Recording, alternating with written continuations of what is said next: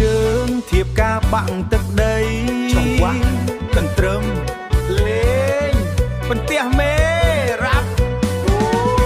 ឆ្នាំនេះអើយឆ្នាំសិរីសួស្ដីជ័យមង្គលតែចិត្តខ្ញុំវិញវល់លើយសែនវល់ព្រោះធៀបមកដល់កកោកទាំងការកូនមិត្តទាំងការកូនភូមិមកជុំគ្នាដូចទឹកបាក់ទំនប់រោគលុយមិនតាន់ប៉ះសក់ចង់ងាប់ព្រោះធៀបជាបជាប់គ្នារាល់ថ្ងៃដើមខែធៀប2កណ្ដាលខែធៀប3ចុងខែសពថ្ងៃធៀបមកដល់10ដើរចងដៃគេស្ទើរតែរយប់លុយខែសន្សំរលាយខ្ទេចអ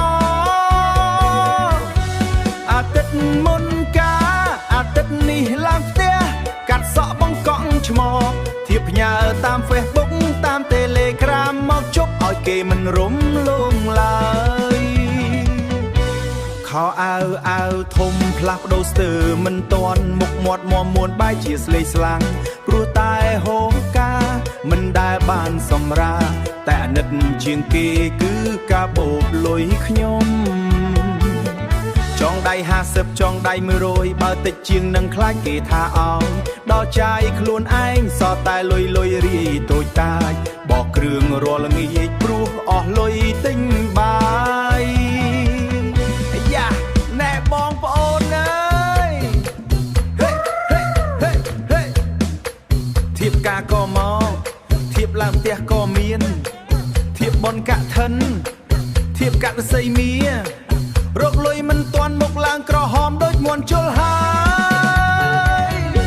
សូមផ្ដាំមិត្តភ័ក្តិបងប្អូនចិត្តឆ្ងាយបើស្រឡាញ់រូបខ្ញុំមេត្តានិតផងឆ្នាំនេះសម្រាប់សិនទៅណាបងកូនកុំអាឡើងផ្ទះថ្មីទុកពេលលោកលុយបន្តិចសិនចាំឆ្នាំក្រោយទៀតចាំអញ្ជើញខ្ញុំចុះឥឡូវសូមច្បាប់